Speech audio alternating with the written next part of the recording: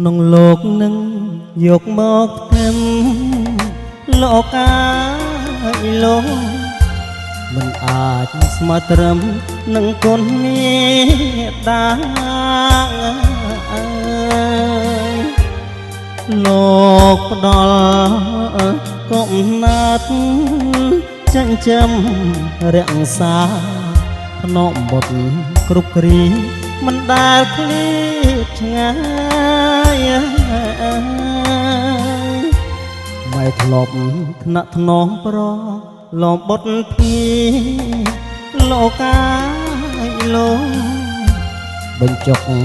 អាហារពុំដាល់ចិនណាពី